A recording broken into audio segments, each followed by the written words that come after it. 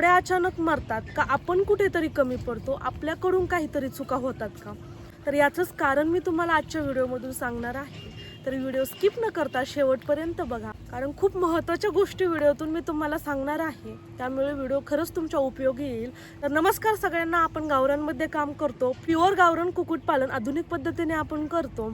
तर एसके फार्मचा उद्दिष्टच आहे तर 1 ते 1.5 वर्षाचा अनुभव, प्रॅक्टिकल आणि दररोज खरी माहिती, म्हणजे फार्ममध्ये कोणत्या गोष्टी कराव्यात, कोंबड्यांची काळजी कशी घ्यायची, ती शेतकरी बांधवांपर्यंत पोहोचावी, हाच आपल्या चॅनलचा उद्दिष्ट आहे. त्यामुळे आत्ताच आपल्या चॅनलला सबस्क्राईब करून ठेवा for modern business poultry farm. तर सुरुवात करूया आजच्या व्हिडिओला.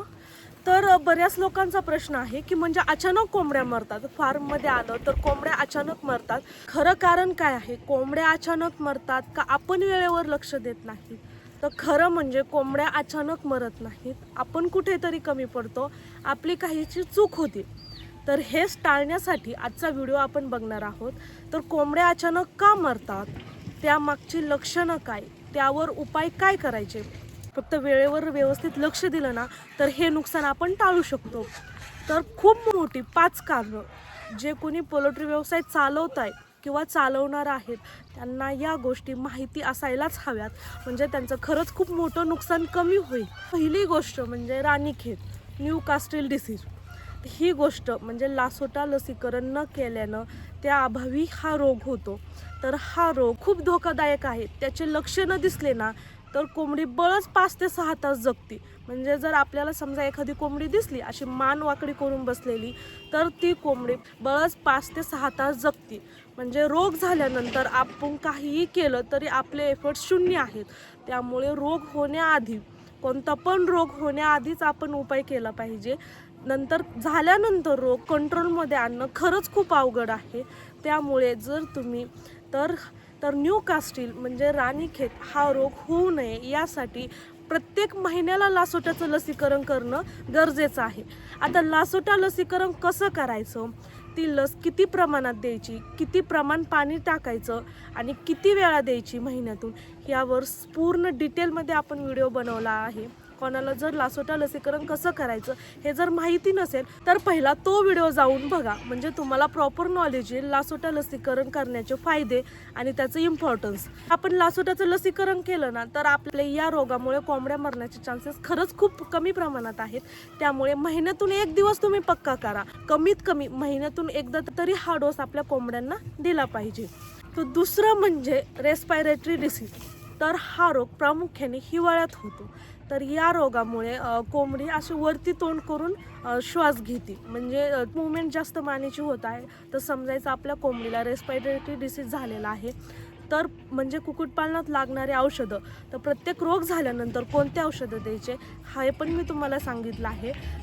तर CRD झालं म्हणजे आपल्या कोंबड्यांना सर्दी झाली आहे, तर एन्ड्रोफ्लॉक्झिन हे अँटीबायोटिक आपल्या कोंबड्यांना तुम्ही जर 15 दिवसातून महिन्यातून दिलं तर थंडीच्या दिवसात चान्सेस आहेत जास्त रोग होण्याचे. तर हे औषध जर तुम्ही त्या कोंबड्यांना आपल्या वेळेवर दिलं तर हा रोग होण्याचे खूप चान्सेस कमी आहेत आणि हा रोग होणार नाही. तर CRD मोठ्या कोंबड्यांना पण होतो आणि छोट्या पिल्लांना पण होतो. त्यामुळे हा पण रोग म्हणजे जर लवकर जर कंट्रोलमध्ये आला नाही ना तर कोंबडी आपली मरते. त्यामुळे दुर्लक्ष करून चालत नाही. आता यानंतर हीट स्ट्रोक. आता उन्हाळा चालू होत आहे, या रोगामुळे आता बऱ्याच लोकांच्या फार्मवरील कोंबड्या मरत आहेत. तर त्याचं कारण म्हणजे आपण आपल्या शेडवरील तापमान कंट्रोल करण्यात कमी पडत आहोत. तर तापमान कंट्रोल करायचं म्हणजे काय करायचं, उन्हाळ्यामध्ये कोंबड्यांची काळजी कशी घ्यायची हे पण मी तुम्हाला स्पेशल व्हिडिओतून सांगितलं आहे. कमीत कमी तुमच्याच्याने बर्फ जरी कोंबड्यांना टाकणं नाही झालं, बर्फ टाकलं तर खरंच खूप उत्तम आहे, पण बर्फ जरी तुम्ही टाकलं नाही तर कमीत कमी थंड पाणी तरी आपल्या कोंबड्यांना गेलं पाहिजे. या टायमिंगमध्ये कोंबड्या जास्त फीड खात नाहीत, त्यांना फक्त थंड पाण्याची गरज लागते. दुपारी फीड टाकणं टाळा शक्यतो, कारण कोंबडी सावली शोधते दुपारच्या वेळेस, सावलीला बसते, त्यामुळे थंड पाणी पिते. त्यामुळे पाणी कमी पडू देऊ नका, कमीत कमी थंड पाणी तरी आपल्या कोंबड्यांना द्या. हिरवा भाजीपाला, हायड्रोपॉनिक्स करत करत असाल तर चांगलंच आहे, किंवा कलिंगड, टरबूज असं काही भेटलं, आता सीझन चालू आहे, कमी रेटमध्ये भेटलं तर ते तुम्ही आणून आपल्या कोंबड्यांना टाकू शकता. म्हणजे सांगण्याचं उद्दिष्ट, तुम्ही तुमच्या मार्गाने कसं पण करा, फक्त कोंबडीचं वातावरण थंड राहील एवढा तुम्ही विचार करा. कोंबडी एकदा हीट स्ट्रोकमध्ये गेली तर कोंबडी जास्त म्हणजे तोंडाने श्वास घेते, तिला फक्त पाणी पाहिजे असतं थंड. तर का हा रोग कंट्रोलच्या बाहेर गेला ना तर आपले उपाय पण काम करत नाहीत. त्यामुळे सुरुवातीपासूनच लक्ष द्या, थंड पाणी आपल्या कोंबड्यांना द्या आणि बर्फ टाकला तर चांगलंच आहे. तर तर हीट स्ट्रोक असा आहे, आता तुम्हाला तर माहितीच आहे कोंबड्याच्या अंगावर किती लेयर असतात पंखाचे, त्यामुळे कोंबडीचं शरीर हे पूर्ण पंखाखाली झाकलेलं असतं. त्यामुळे आपल्या कोंबडीला बाहेर जर टेम्परेचर 37-38 असेल ना तर तिच्या म्हणजे बॉडीवर टेम्परेचर 38-39 असतं, म्हणजे 1-2 सेल्सिअसने जास्त असतं. त्यामुळे थंड राहील एवढा प्रयत्न करा. शेडची पाण्याने दुपारच्या वेळेस फवारणी करून घ्या.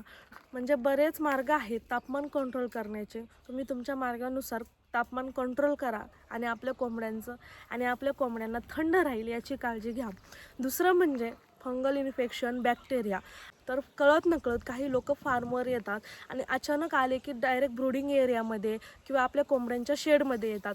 तर या गोष्टीकडे बरेच दुर्लक्ष करतात, पण ही गोष्ट नकळत होते. म्हणजे लोक डायरेक्ट येते शेडमध्ये, आपल्याला माहीत नाही ते कोणत्या जागेवरून आले आहेत, त्यांच्या कळत नकळत चपलीतून वगैरे बॅक्टेरिया इन्फेक्शन आपल्या कोंबड्यांमध्ये होतं. एका कोंबडीला झालं की खाद्य पाण्यातून ते दुसऱ्या कोंबड्यांना व्हायरल होतं आणि व्हायरल इन्फेक्शन कोंबड्यांना होतं आणि त्यानंतर आपल्या कोंबड्यांच्या हळूहळू मृत्यू होतात. तर हे टाळण्यासाठी काय करायचं, कमीत कमी आठवड्यातून एकदा आणि जास्तीत जास्त 10 दिवसातून एकदा आपल्या शेडची फवारणी करून घ्या.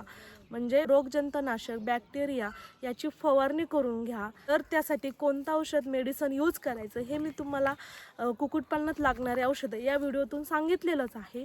आठवड्यातून 10 दिवसातून फवारणी करून घ्या शेडची. पूर्ण खाद्याचे भांडं, पाण्याचे भांडे, अजून अंडे घालण्यासाठी आपण बांधलेले डबे, पत्रा वगैरे सगळीकडं फवारणी करून घ्या. म्हणजे खरंच इन्फेक्शन कमी होईल, बॅक्टेरिया नष्ट होतील, त्याचा कळत नकळत परिणाम तुम्हाला दिसून येईल. तुम्ही तुमचं रुटीन बनवा, शेड्यूल बनवा आणि त्याप्रमाणे काम करा. तुमचं खरंच खूप नुकसान कमी होईल. आपल्या हातात असतं सगळ्या गोष्टी. वेळेवर लसीकरण, औषधं वगैरे सगळं टायमिंगला दिलं तर नुकसान कमी होतं. फक्त आपल्याला रोग ओळखायला येत नाहीत, आपण लक्षणांकडे दुर्लक्ष करतो आणि मृत्यूनंतर आणि नुकसान झाल्यानंतर आपल्याला वाटतं की अचानक झालं, पण हा खेळ एका दिवसाचा नसतो. तर दुसरं म्हणजे हार्ट अटॅक. तर आता गावरांमध्ये हे प्रमाण कमी आहे. गावरांमध्ये कोंबड्यांच्या शरीराची रचना ही छोटी असते, काटक असते कोंबडी. तर अलीकडे बऱ्याच प्रमाणात हा रोग आढळून आला आहे. तर या रोगाची लक्षणं पहिले दिसत नाहीत, म्हणजे अचानक 5 ते 10 मिनिटांमध्ये हा रोग होतो आणि कोंबडीचा डायरेक्ट अचानक मृत्यू होतो. जसं माणसाप्रमाणे आहे ना तसंच आहे. म्हणजे आधी लक्षणं दिसत नाहीत. आत्ता कोंबडी पाहिली ठीक आहे, पण थोड्या वेळाने पाहिली डायरेक्ट खाली पडलेली मृत अवस्थेत दिसते. तर याचं कारण म्हणजे कोंबडीचं जास्त वेट झालेलं असतं. हा रोग प्रामुख्याने आपल्याला बॉयलरमध्ये दिसतो. गावरांमध्ये हा रोग आपल्याला आढळत नाही. तर हा रोग आपण कंट्रोलमध्ये आणू शकत नाही किंवा या रोगावर कोणतंही औषध नाही आहे. हे प्रत्येकाच्या बॉडीवर डिपेंड आहे ते. तर आता बरेच मेन कारण मी तुम्हाला सांगितलं आहे. न्यूकास्टल डिसीज म्हणजे लासोटाच्या अभावी होतो. दुसरं म्हणजे CRD, तर रेस्पिरेटरी डिसीज आहे हा. म्हणजे कोंबडी चोचीवर म्हणजे कोंबडी तोंड वरती घेऊन श्वास घेते, जास्त फास्ट श्वास घेते. हा रोग लहान पिल्लापासून ते मोठा कोंबडीपर्यंत होतो. हा रोग प्रामुख्याने हिवाळ्यामध्ये होतो. त्यानंतर हीट स्ट्रोक, हा रोग आपल्याला उन्हाळ्यामध्ये जास्त प्रमाणात बघायला मिळतो. हा रोग आपल्याला जास्त टेम्परेचर हाय झाल्यामुळं होतं. म्हणजे आपल्याला वातावरण जर आपण कंट्रोल केलं तर हा रोग आपण आटोक्यात आणू शकतो. त्याच्यानंतर दुसरं आपण बघितलं की हार्ट अटॅक. तर हे नॅचरल आहे.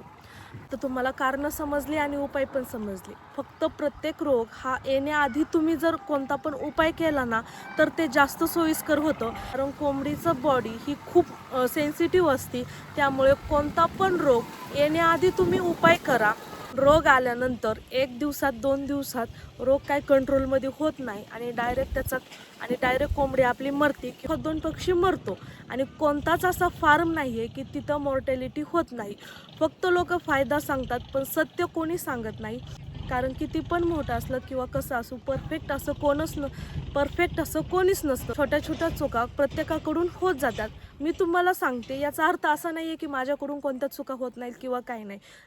मी ते ॲक्सेप्ट करते, मी सत्य पण सांगते. कारण मी तुम्हाला पहिलेच सांगितलं आहे, आपल्या चॅनलचा उद्दिष्टच असं आहे, खरी प्रॅक्टिकल आणि अनुभव आधारित माहिती प्रत्येक शेतकऱ्यापर्यंत पोहोचवावी, यासाठीच आपला चॅनल आहे. तर माझं पण थोडंफार नुकसान होतं, म्हणजे 1-2% मॉर्टॅलिटी होती. पण असं नाही आहे की दररोजच 2-4 पक्षी मरतात. कारण मी प्रॉपर त्यांची काळजी घेते. पहिलं सांगितलं, प्रॉपर वेळेवर लसीकरण वगैरे जर तुम्ही पण केलं तर तुमचं पण नुकसान कमी होईल. तर माझ्या मोठ्या पक्ष्यांमध्ये मॉर्टॅलिटी ही खूप कमी आहे आणि ब्रूडिंग तर आपलं व्यवस्थितच होतं. त्याच्यामुळं ब्रूडिंगमध्ये पण आपला एक पण पक्षी मरत नाही. चुकून 1-2 मरतात, पण असं दररोजच 1-2 असं आपलं होत नाही. मॉर्टॅलिटी होती ती 1 आणि 2 महिन्याच्या आतमधल्या पक्ष्यांना, पण ते पण खूप कमी प्रमाणात आहे. कारण परफेक्ट असं कोणीच नसतं, मी तुम्हाला सांगितल्याप्रमाणे. आणि तर असा कोणताच फार्म नाही आहे की तिथं मॉर्टॅलिटी होत नाही. तर सगळीकडे मॉर्टॅलिटी आहे, रोग आहे. सगळीकडं मॉर्टॅलिटी आहे, रोग आहेत आणि त्यावर उपाय पण आहेत. फक्त फरक एवढाच आहे की रोग येतात आणि नवीन लोकांना ते लवकर समजत नाही, त्यामुळे त्यांचं लवकर नुकसान होतं. तर हे टाळण्यासाठी हा व्हिडिओ तुम्हाला खरंच उपयोगी येईल. आणि नुकसान जर कमी करायचं असेल तर सुरुवात छोट्यापासून करा. थोड्या कोंबड्यांपासून सुरुवात करा. शिकता शिकता, अनुभव येता येता तुम्ही ह्याच्यामध्ये परफेक्ट होता. लसीकरण, औषधं वगैरे सगळं टायमिंगला दिलं तर नुकसान कमी होतं. फक्त आपल्याला रोग ओळखायला येत नाहीत. आपण लक्षणांकडे दुर्लक्ष करतो आणि नंतर मेल्यानंतर आणि नंतर मृत्यूनंतर आणि नुकसान झाल्यानंतर आपल्याला वाटतं की अचानक झालं. हा खेळ एका दिवसाचा नसतो. आपण कमी पडतो, आपण वेळेवर त्यांच्या गोष्टी करत नाहीत, आपण काळजी घेण्यात कमी पडतो, त्यामुळे हे नुकसान होतं. म्हणजे शेवटी चूक आपल्याकडेच असते. त्यामुळे प्रॉपर नॉलेज आणि माहिती तुम्हाला जर पाहिजे असेल तर आत्ताच आपल्या SK फार्मला सबस्क्राईब करून ठेवा आणि अशाच नवनवीन व्हिडिओसाठी आपल्या चॅनलला सबस्क्राईब करा. व्हिडिओ जर आवडला असेल तर व्हिडिओला लाईक करा. जास्तीत जास्त लोकांपर्यंत व्हिडिओ शेअर करा, जेणेकरून त्यांना पण हा व्हिडिओ उपयोगी येईल आणि त्यांना पण कारण समजेल कोंबड्या अचानक का मरतात. तर भेटूया उद्याच्या नवीन व्हिडिओमध्ये. तोपर्यंत आपल्या चॅनलला सबस्क्राईब करा आणि बेल आयकॉन दाबायला विसरू नका, म्हणजे आपल्या नवीन व्हिडिओचे नोटिफिकेशन तुमच्यापर्यंत येतील. धन्यवाद.